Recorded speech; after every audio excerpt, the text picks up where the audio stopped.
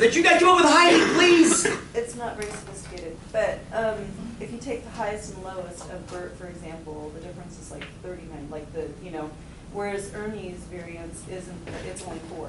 Friend, you just used, first of all, when you said it's not very sophisticated, you just nailed 2 topics that statisticians use every day. First of all, you just gave me a measure that exists. It's called the range. It's called the range. It's not used as much as other measures of consistency or inconsistency, but you nailed it. It's called the range. So one of them could be the range, which, as Heidi pointed out, is simply, it's the difference between the high value and the low value. That's all it is. I mean, really, that's honestly all it is. So we'll add this. I'll come over here. I want to kind of keep everything visible. I'll put it over here. I'll add it with the laundry list of our statistics over here. So for Ernie, his range, well, as high is 83, and as low is 79. So he's got a range of 4 points. 4 points. Now, that's over the course of 100. We're assuming 100-point assessments. That's pretty concise. And that's only 4% variance from a percentage point of view. It's 4% variance across 100. Very few things vary 4% or less in this world. Good. So Bert would be the same thing, except he'd be 100. He'd be 100 minus 61. which is 39 points, which is essentially 39% variance. Call that 40%. Round up to 40. It's 10 times as variant as Ernie. Yeah, as Ernie. I love that. That's fantastic. So if you measure consistency in that way, you could say, you could make the claim that Bert is 10 times as inconsistent as Ernie is. I like that. That's great. Sophisticated, it doesn't have to be sophisticated. It just be logical, and that's pretty logical. Unfortunately, and you'll see why more as this class progresses and as 244 goes, that doesn't get used as much as others. Can anybody see why that doesn't get used as others? The range? It's a bit of a loaded question. Danny, go ahead. Well, I feel like it doesn't give you as much information about the entire data set. Good, thank you. That's exactly why it's not used as much. It only focuses on the extreme values, which means if you have, Bert and Ernie didn't have like one extreme value. It seems like Bert has more than one and Ernie has none. But imagine for a moment, if Bert's scores were like 100, 94, 96, 99, and 61. How would you feel about Bert then compared to Ernie? If he had 4 very, very high grades and a tanked low grade, how would you feel then about it? Would you then vote for him to be the better student? Because now the inconsistency is less inconsistent. But if we measured it using range, we wouldn't see that. We would lose those middle grades. And I think that's why range doesn't get used as much, although it's fantastic. It's a great overview. Assuming no outliers, it's one of the best. It's one of the best. And wouldn't that just be something to break like a dead heat or something? More or less, yeah. You start going and looking for symmetric. Exactly. You ever notice what interesting things happen in like sporting events or other events when there's like a dead heat and they start going to who has the better underwear on or something like that, right? You have to get down very, very micromanaging to figure out how to break it. Like in bouldering comps, very often 2 climbers will climb exactly the same, and then they get down to the end, like, oh my God, they have the exact same score.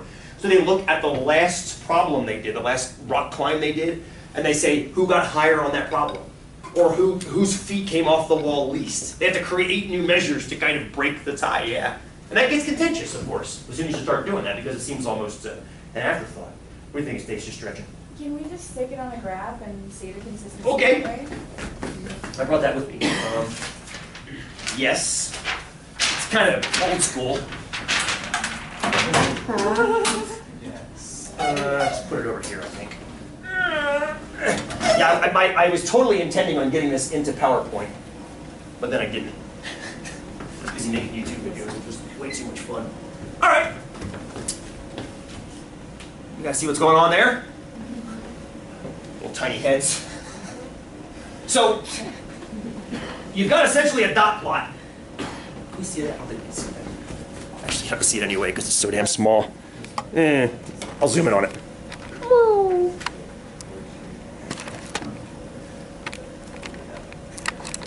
There we go. So you got a dot plot where each of the Ernie heads are his test scores, and each of the Bert heads are his test scores. So now what's cool about this, Heidi, I can see your range.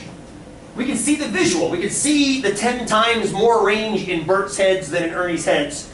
You could also see the trimmed mean, or at least the trimmed range.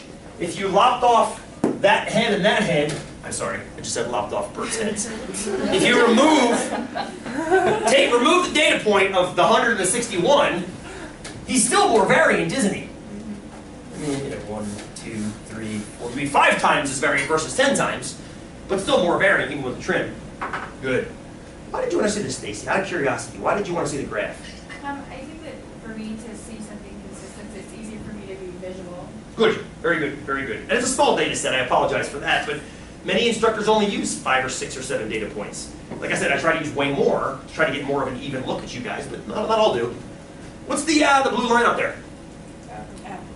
That's your balance point.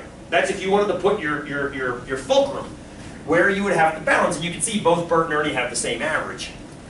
So, what other measures you guys got? I love the range. That was awesome. Shelby. Damn it, Shelby. I wasn't going to go there. We measured the distance between each, like the numbers between each point, and then we averaged those. When you said you measured the data points between them and what? So between each number, we. So give me an example. So Okay. use Ernie. Okay. So we, there's only a couple, like one number between each. When you say between, what are you going between? The points, the test scores. Okay. Oh, so like there's one here, one here, one here, and one here. Exactly. Yes. Ah, got it. I got it. So these you guys are doing is so then you go here and here Yes. and here and here. So you have four betweens, if you will. Good. I like that. That's almost what an idea called ANOVA from Math 244, although they look at it a bunch of different ways too. So what did you guys get? Obviously Ernie's is 1, Yes. because they're all 1s. Right. We're gonna make a name up for this one. Nobody's ever made this one before. We're gonna call this the between average. Between average variance. Because why not? And what that means is basically look only at the distances between data points. So for Ernie it's going to be 1.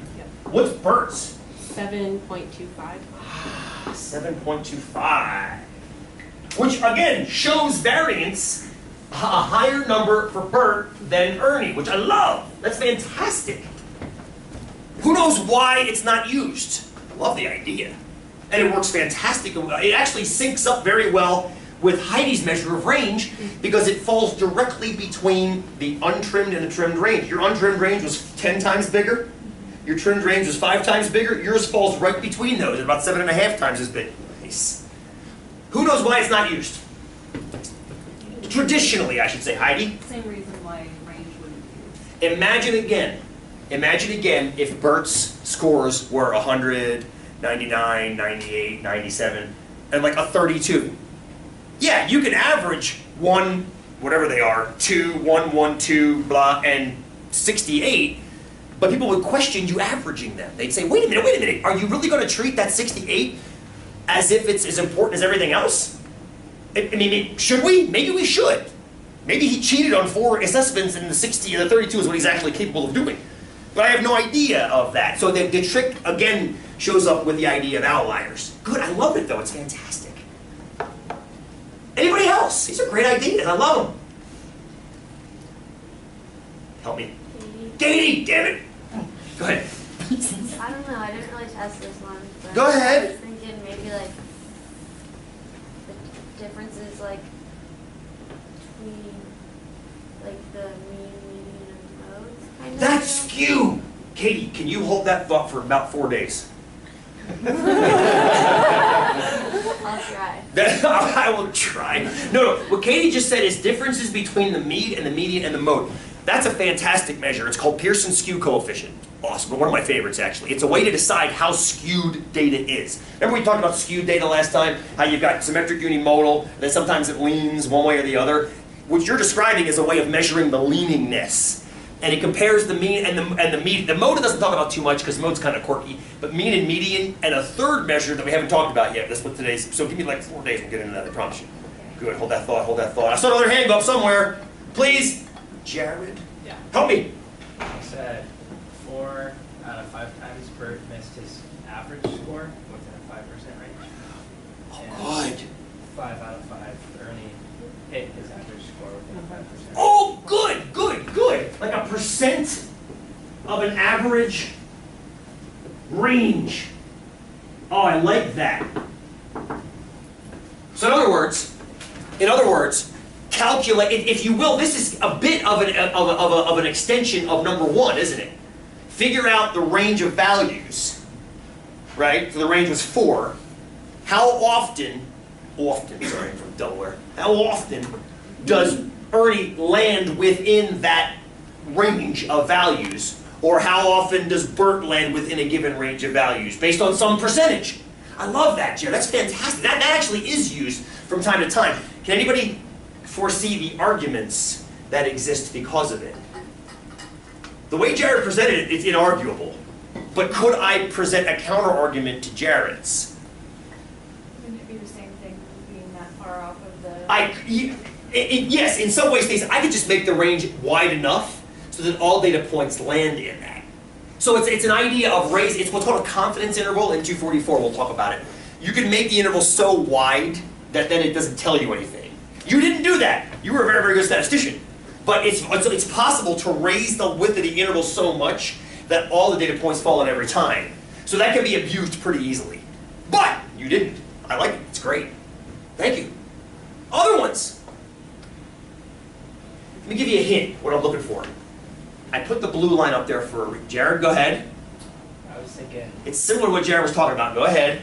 a leaf plot with categories of between 60 and 70 and 70. Yeah, exactly. Oh, okay, good. Then you take the mode.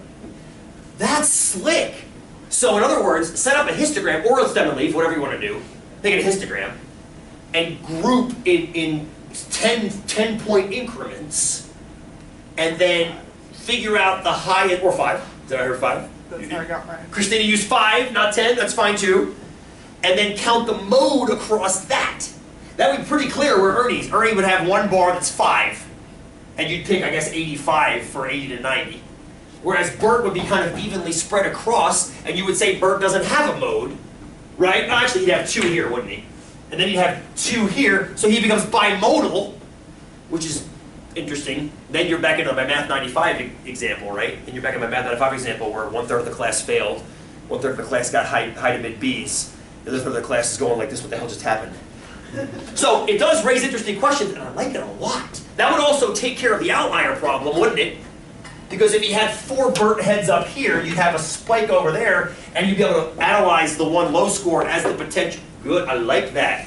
What's the argument that might come up because of it? And I think Christina actually gave the argument. So Jared said, make the width 10. Christina said, make them 5. Tiffany might say, make them 5. Somebody else might say, make them 20, 15, 7. And depending on how you pick the bar width, you might say, oh, use that bar width. That makes it look better. You see what I'm getting at? As soon as you make it graphical, you run the potential risk of either inadvertently or intentionally misleading your readership. Good, that's great though, Jared. I love that idea because that takes care of the outlier. So that would be consistency. Not going to put in parentheses. In or inconsistency by grouping. And believe it or not, this is where we're headed. We're actually headed towards a formal idea of this. The problem with that one is you can't give me a number until you've settled on a width. And that's okay, it can vary because of the width, but because it can vary, it leaves potential for leverage to kind of argue about it. Does that make sense? Yeah. Good. Let's take 5. I want to come back and reconvene and talk more about this. And then let's chit chat some more. Cool. Take 5. Get some air. Get some water.